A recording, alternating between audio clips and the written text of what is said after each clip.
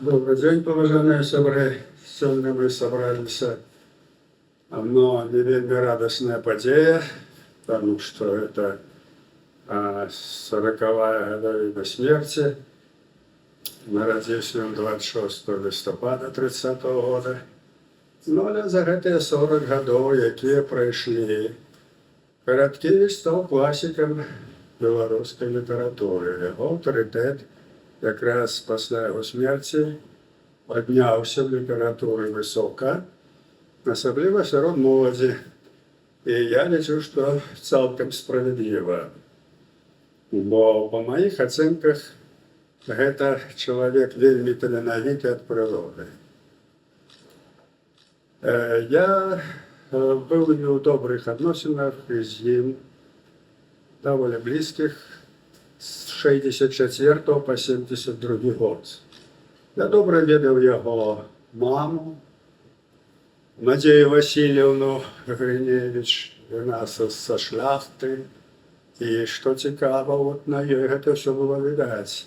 Відаць была шляхецкая парода, яна была такая стрыманая, самаісная, бо Володя быў больш такі раскіданы, а вот у маці угадывалася гэтая парода беларускай шляхты.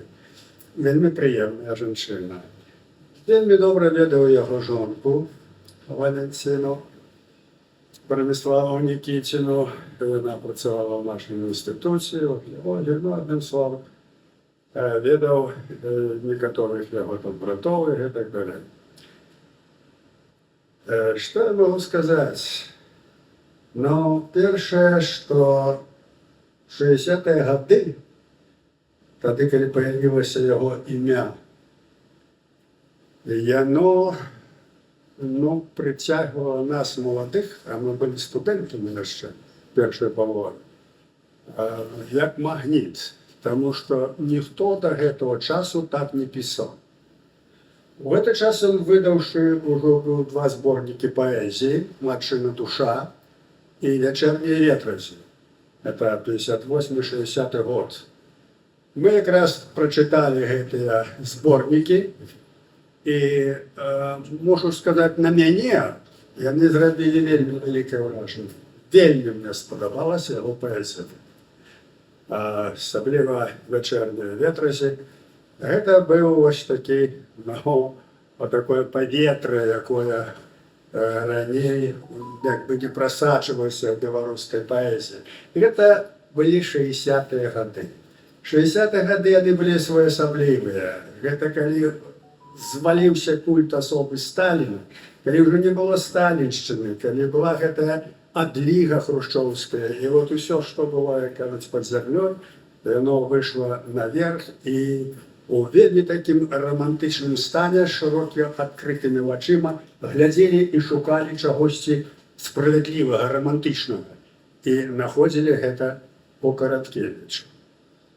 Я памятаю, калі было аб'яўлена, што будзе ў часопісе «Маладосць» у 64-м годзе публікацыя аповесці Караткевіча «Дзікае паляванне караля Стаха», то ўсе мы, студэнты, ўся моладзь, чакалі кожнага часопіса. Па-мойму, 4 экземплярах не друкаваўся.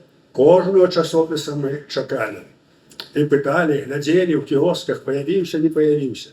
Як толькі паявіўся, тут жа раскуплялі і тут жа чыталі. Таксама было несамавітае ўражанне, таму што гэта была аповесць, якая паказвала нашу гісторыю, наш культурны ўзровень, твою культуру тых людзей, якія былі пры саветах, увогуле, як бы іх не існавала. Это не было той лапцюжнасці, якая была ў той савецкай літаратуры. І гэта ўсіх, асабліва моладзь, вельмі уздымала. І, конечно, стараліся пазнаёміцца. Ён быў камунікабельны чалавек. Аднойчы, памятаю, у Акадэміі навук было спатканне з Караткевічам, Паўлінай Медзёлкай, там цэлая плеяда была нашых дзеячоў. І вось мы ўсе сабраліся, там і студэнты прыйшлі, аспіранты, задавалі пытанні, чыталі вершы. І потім вже існував академічний осередок, і потім ми вийшли на вулицю, це була зима, було доволі холодно, и не могли расстаться. Это Микола Прошкович, Арсений Лис, это Михаил Чернявский, ну, Володя Короткевич, ну, я был там, Левон Борозна. Ходили по улице, уже темно, уже ночь была, и не могли наговориться.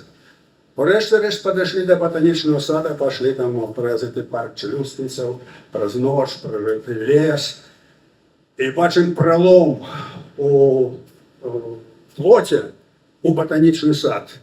Ну, мы в этот пролом зашли, а там был таким участок, сапраўдны лес, елки, все. И мы сярод этого леса спынились. Оказалось, что нехто был вельми предбачливый, достал бутыльку горелки, был один килишек. Вот мы эту бутыльку горелки натурально выпили и начали читать верши. Первому Володя почитай, что я не сделал. Читал свои верши на память. Скажи мне прочитать верш на память, я не памятаю. Мне треба читать то, что я написал. А я на память, я помню, читал про, як про князя Всеславия, вот это, значит, полюб Багрынь. Это могутный верш з матчиной души. Вот. Ну и вот серед ночи в этом яловом лесе, в ботаничном саде, мы читали верш. Тогда мы познакомились так, ну, довольно сильно. І Борозна мені каже, слухай, треба йому допомагати, щоб його не стягнули, бо коли його там кружаться всілякі кацики, які хочуть його споїти. Ну, слабості до алкоголю. Ну і от ми тоді вельми так домовилися і старалися, ну, якби сочити, щоб гэтага не здарилося. А воно реально було. ЖБ Подслава, мы же ведаем, як было ў штазе. Калі гінулі нямецкія пісьменнікі, калі іх просто спецыяльна афіцеры штазе іх спаивали, каб імітаваць смерць. І все на гэтым. Больш таго, што я тут раз не помню прозвішча, але той же афіцер штазе, які з адным пісьменнікам там сачыў, яго спаиваў, і ён памёр на вуліцы, он даў яму памерці, он настолькі напіўся, что лежал замерз. И он его притягнул до хаты на свои плечи, открыл двери и позвонил жонце, и он был выратовальник. Была выстава у Кракове про штази. Я специально ездил глядеть, как деньги через штази. То же самое КГБ. Вот. Так мы это ведали. Мы ведали, что это небезпека. И старались Владимира зберегчи. Старались, сапраўды. Мы так сочили, так, как это не было. Но как яны нас не обыграли. Ну и что еще повинен сказать? Шмат было разных подей, связанных поездки были супольные, разные подеи. Но вы, скажем, это нигде не знайдете, не прочитаете про это. Потому что ситуация настроена так, социально-политичная, как выкреслить мое имя со сферы культуры. Оно викреслюється начисто. Книги були знищені в бібліотеках, зараз, правда, все будуть знищені білоруські книги, є ж теж постанова, ви ведаєте. Имя не упоминается, и, конечно, то, что связано с Короткевичем, некоторые вещи были написаны, это нигде не пройдет. За ножой то же самое, но тут часом вспоминаются, да только, как кажуть, с интенцией находить на поздняка. Вот. Так вот, некоторые моменты я вспоминаю, які мені в гэтым чалавеку якби, ну, вельмі былі сімпатычныя. Аднойчы мы былі цэлая кампанія беларуская пісьменнікаў у рэстаране, быў там Володя, і все раз'ехаліся, а я решил, что не, я не поеду, потому что я же не могу его одного покинуть. И я з ім быў весь час, ехали назад. Была поздняя уже ночь поздняя, таксовок не было, спынили некую машину, из некой провинции ехала машина, ехали там двух хлопцев, и вот они бачат, что человек на подпитку, и он питает, сколько хлопцы вы з нас возьмете. И они заломили великую цену. Бачат, что я-то не был на подпитку, а что Володя был добрый, что, значит, можно содрать. А Володя каже, хлопці, Ви хороші хлопці, але треба бути сумленними, треба бути чесними. Это не коштує стільки, скільки ви сказали. Я ведаю, скільки це коштує, не перший раз їжджу. І я лічив їм гроші, скільки треба. Беріться, хлопці, і більше не старайтеся нікого шукати, навіть коли він п'яний. Вот это мне сподобалося. Вельмі. Ну, почуття справедливості і почуття просто не бояння некого, що там это, а відкрито ти зробив древню справу, я тобі скажу, ти так не роби, а я з тобою поступлю по справедливості. Все. Это мне вельмі сподобалося, это запомню такі деталі. Вот. Ну і так само запомнилося мені з усіх наших таких поездка на Полесье. Это было в 1969 году. Мы ехали, такой кораблик был Владимир Маяковский. А вот этот кораблик швартовался где-то там на Сажи, біля Гомеля. І треба було приїхати аж у Пінськ, там у Давидгородок. Ми спинялися у Турові, там зустрікалися з людьми, було вельми шмат цікавих подій. Надзвичай. Це просто... Потім Короткевич це писав, спеціально написав такий репортаж з нашими фотографіями. А у Давида Городку ми трапили на 40 днів циганського судді, який вирятував дівчину. Топилася дівчина, прозвище було Вишневське, все пам'ятаю. І він сам утопився, ксьонц, боже мой, суддя. Вот. І от це була тризна. З'їхалися цигани з усієї Білорусі. Ось. І ми вийшли до їх у довір, познайомилися, все, і ми були серед їх, фотографували, говорили з циганським бароном. Усе, Короткевич потім нам це оповідання написав, так на його все віздійничало.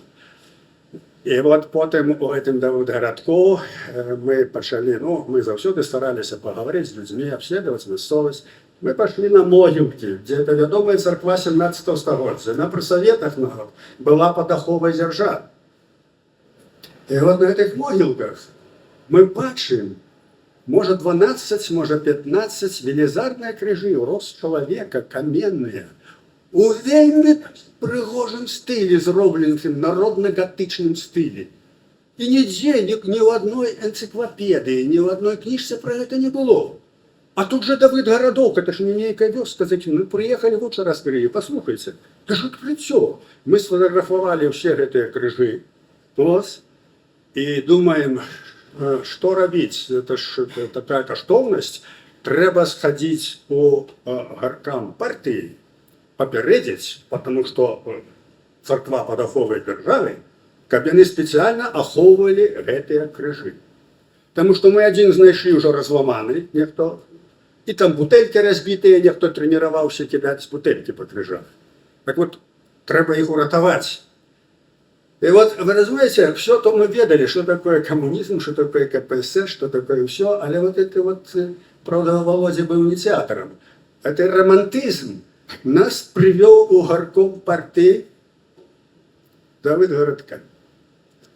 Вот. Ну и вот мы чекаем, кажем, что так и так. Вот мы такие вот люди, мы из Минска, мы хотим поговорить с представником партии, який займається культурою. Такое питання. Про некий час виходить до нас мадам, вся в чорному, ось з розкосими очима.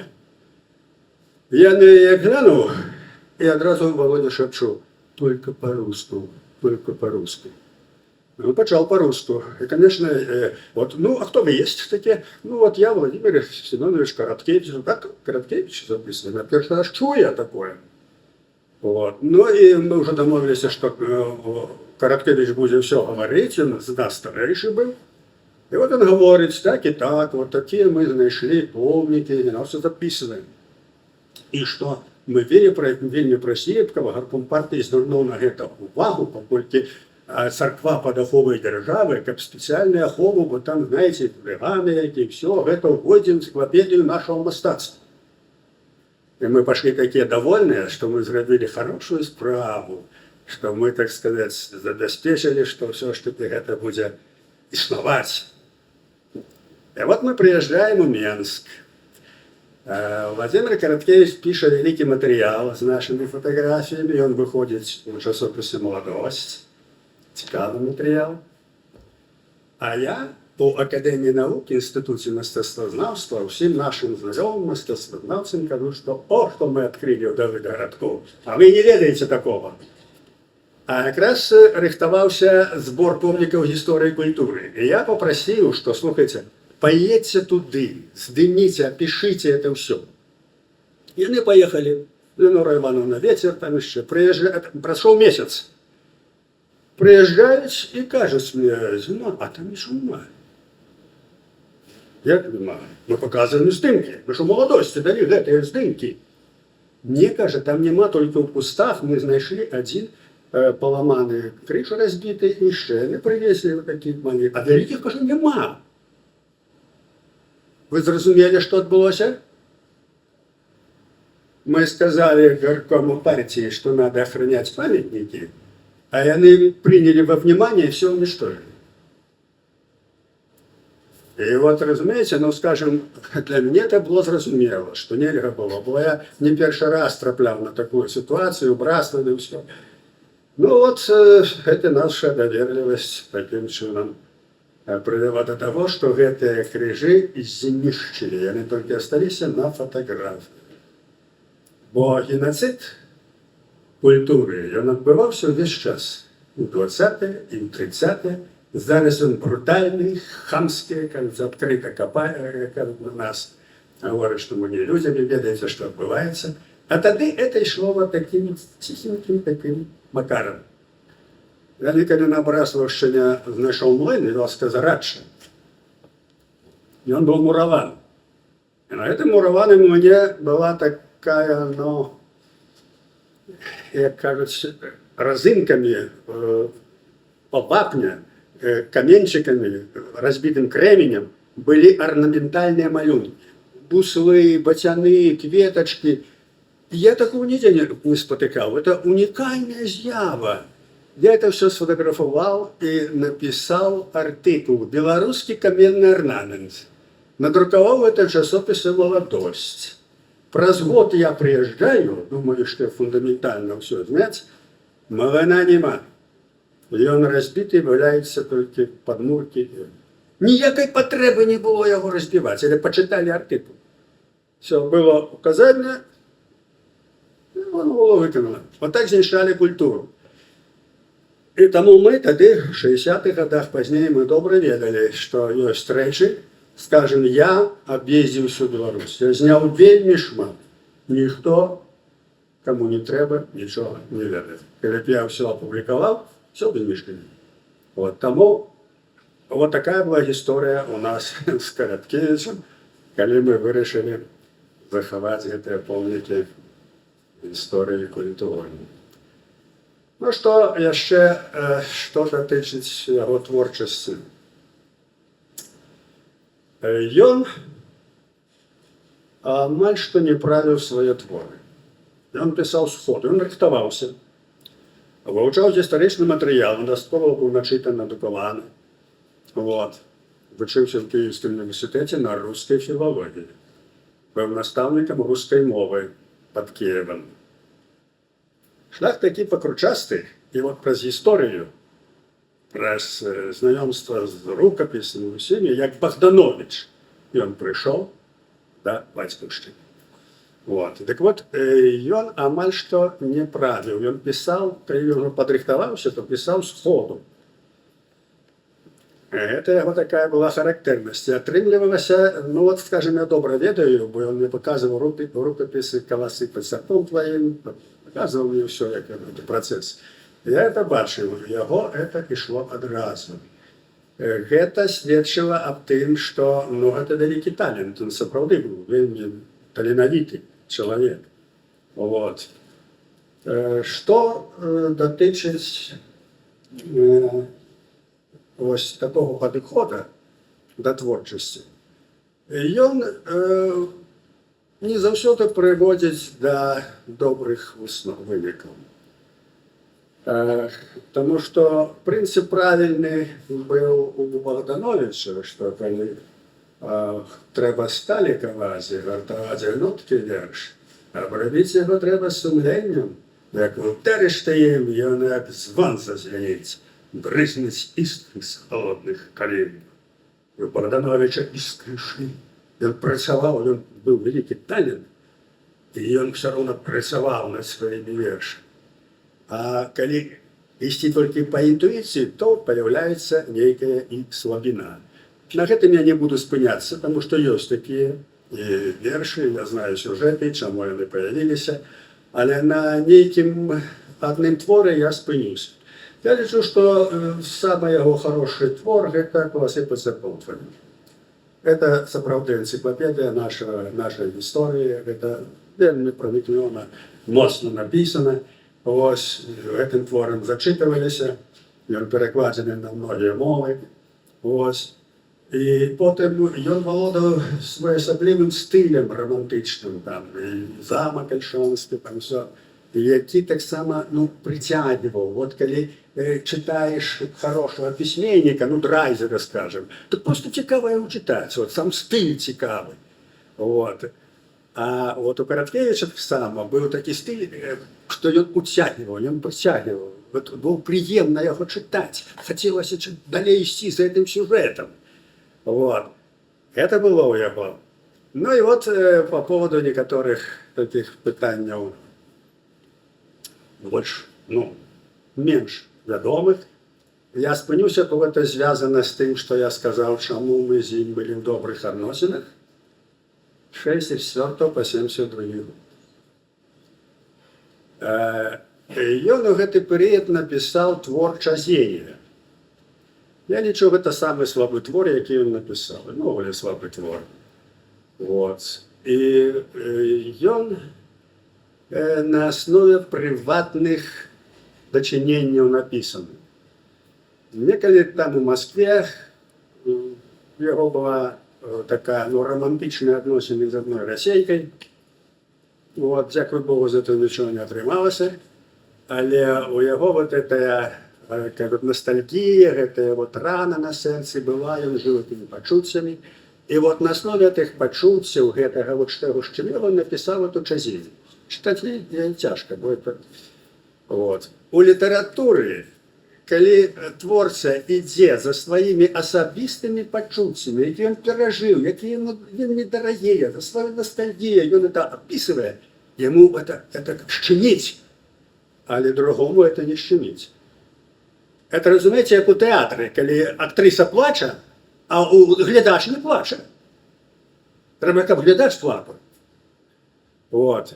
И чему я про это рассказываю, что не совсем это удалый был его твор, потому что причину я сказал, чему.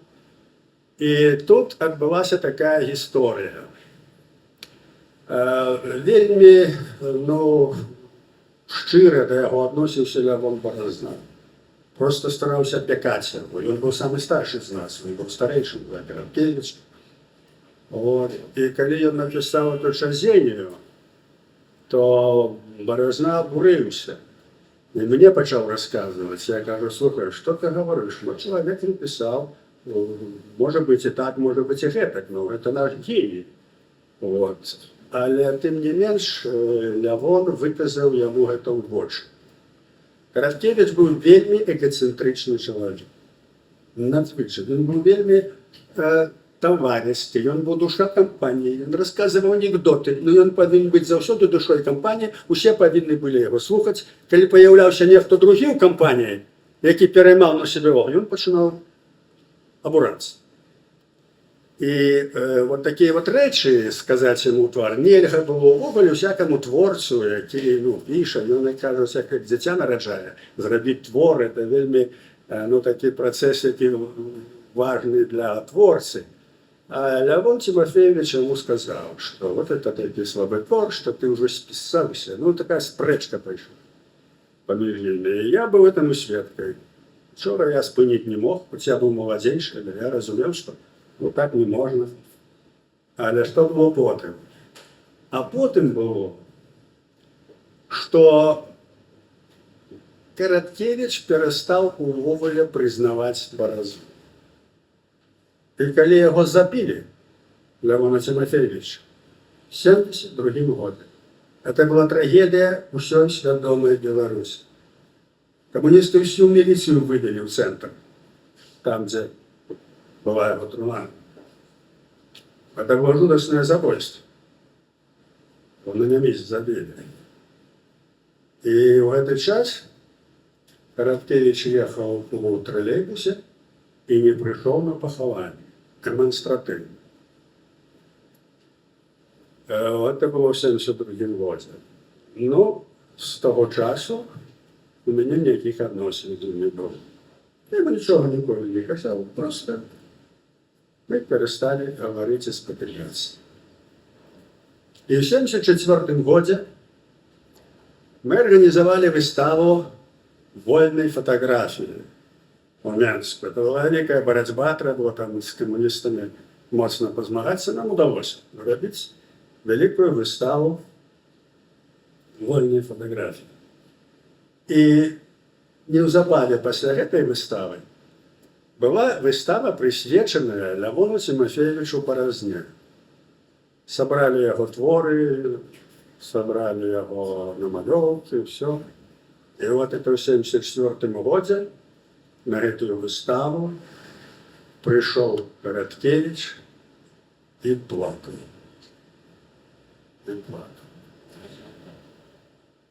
Вот. Вот такі складаны быў чалавек. Мог зрабіць такі ўчынак, але перад смерцю, абдумаўшы, все ж таки ён зразумеў, што так не можна рабіць, як рабілі ў яго творах яго героі. Калі вы чыталі яго творы, конечно, каласы, то там ведаеце гэтую гісторыю, калі нехто з герояў не прыходзіў спецыяльна на пахаванне, рабіў дэманстрацыі. Вот.